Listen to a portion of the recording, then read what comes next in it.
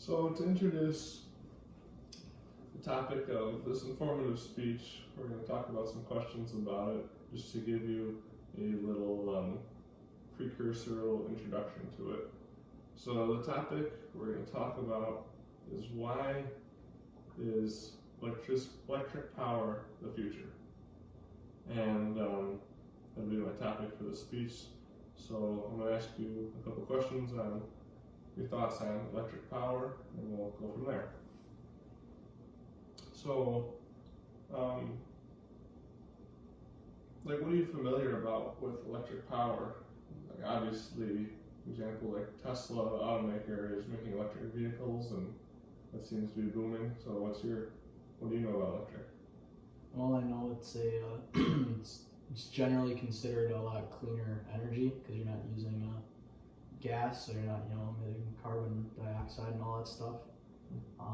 But I do know electricity doesn't just come from nowhere; it still has to come from electrical plants. And what do those electrical plants run on? Well, that's normally like coal or natural gas or other sort of fossil fuels. So it's all running down to stuff that's not electric to make the electric. Yeah. Okay. Exactly. Okay. And then, what do you think are misconceptions that are related to this topic? I think a lot of people think electric is so clean and stuff, but like you just used an example of that, maybe it's not. Yeah, I think there's a lot of people that are like, oh, electric is green energy, but I don't think a lot of people stop and think like, well, where's that electricity coming from? Mm-hmm. A lot of people can be kind of short-sighted and just look at it as like, oh, well, the power comes from the outlet for charging it. Yeah, that's true. That's true. Do you think we need to learn more about this topic to have a better understanding of it, general public, I'm saying? Or do people not have a good knowledge of it? I guess I'm not totally sure. I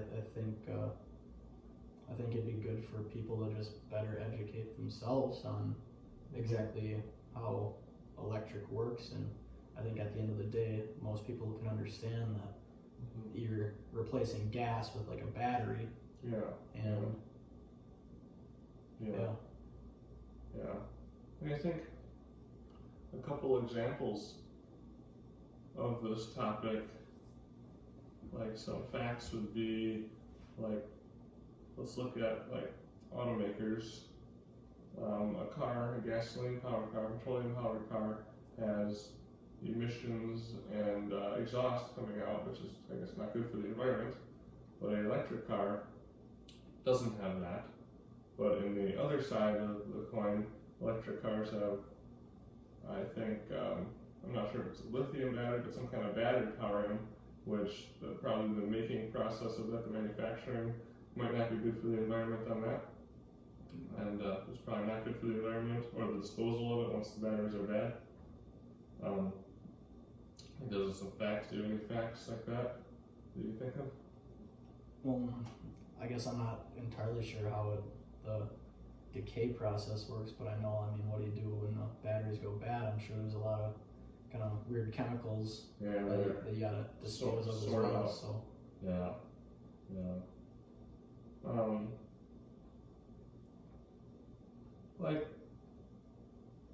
I think some hard evidence of this would be good for people to know for an informative speech, like some facts and some numbers, percentages about all of this kind of stuff, about maybe the lifetime of a car battery, how long it lasts, to see, or maybe the amount of emission that a car lets go, something like that, or a coal power plant, how much the exhaust on that affects everything, What are your thoughts? on what? On having numbers for people to believe you. Well, I think that's any topic. You can't just spout opinions and hope people believe you. Yeah. I think at the end of the day, why most people haven't switched to electric yet is the price. That's true. And I know we've talked before, you've mentioned now there's about a $40,000 Tesla car, something like that, where it's a little bit more affordable.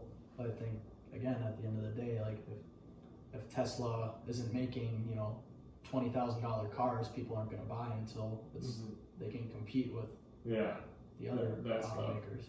to a cheaper. Yeah.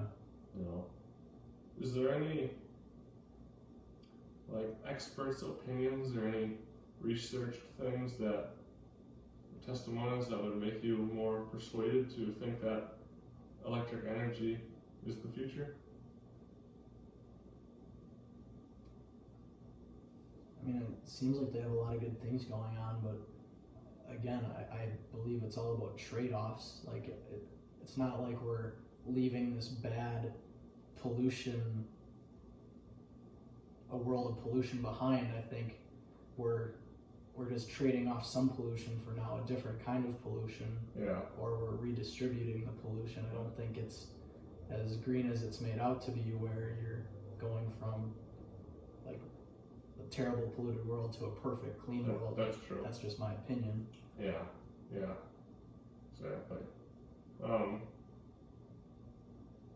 Do you think, does anything really frustrate you or offend you in this topic? I know some people, like people that would be more green friendly or something like that, they might have a bigger concern about it. I don't know. What are your thoughts on that?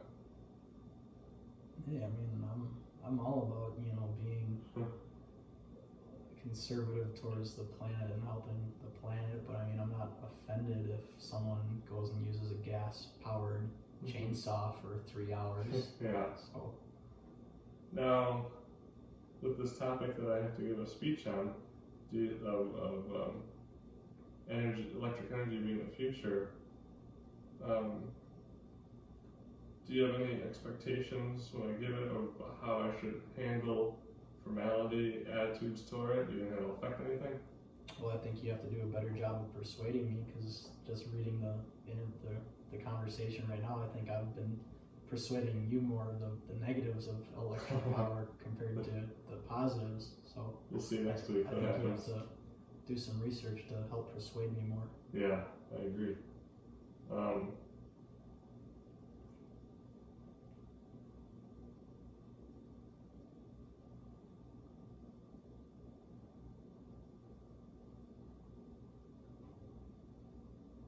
Now, do you think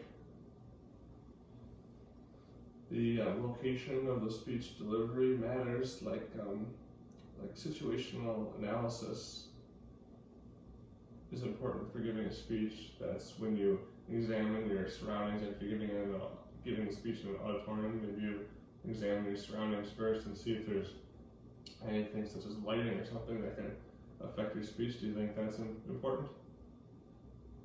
Or just the pure facts that will give it to you?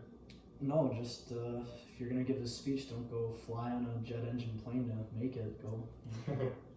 Yeah. Either have an electric powered plane if you're flying somewhere, or an electric powered car, because otherwise you'd be kind of being a hypocrite, in my opinion, if you're. Yeah. So. Do you think like having a technology like a PowerPoint or something would be very helpful in giving a speech? So you could have facts and numbers ready to roll. Oh yeah, I mean, visuals are good with anything. You want to be able to kind of have short, concise bullet points where you can kind of present numbers. Charts are good. Yeah. I think showing the science.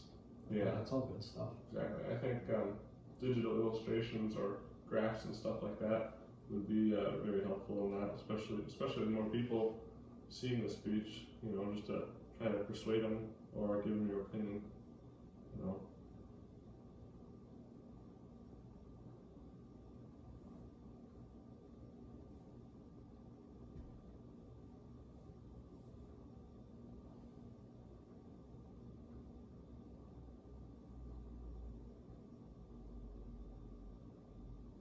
So you think,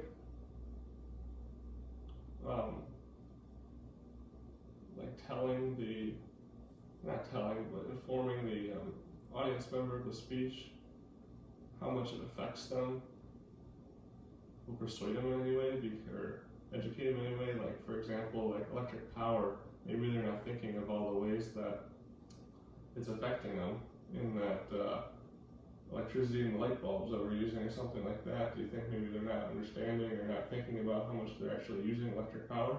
Can you explain more, like what do you mean by affecting them? They're creating an opinion that electric power is not the future, even though, and they're not seeing how much they're using electric power currently. Yeah, I think that's a good point. I mean, you don't have oil lamps anymore, and you know, the crank radios and all that stuff. Yeah. You have your TV, all your kitchen appliances, your lighting, like all that runs on electricity. So I guess, I mean, you make a good point there. Like the fact that we're already using electricity to power so many things. Why not get our cars too? And that way, our source of energy all comes from the same power plant. Yeah. I think a good example of how I could demonstrate this would be, think about when the power goes out. How many times do you and I flip a light switch in the house just assuming the light's gonna go on? You know, I've done that before. Yeah. You flip a light switch, nothing happens. But don't leave yourself open for loopholes there, because that brings up the point. That's why people have gas generators to That's true. back up their power. if That's the power a goes good out. point. They have gas to supply it. And that's a good thing. Like, I guess gas would be a backup for that. Yeah. yeah. All right. Well, I hope you got what you needed.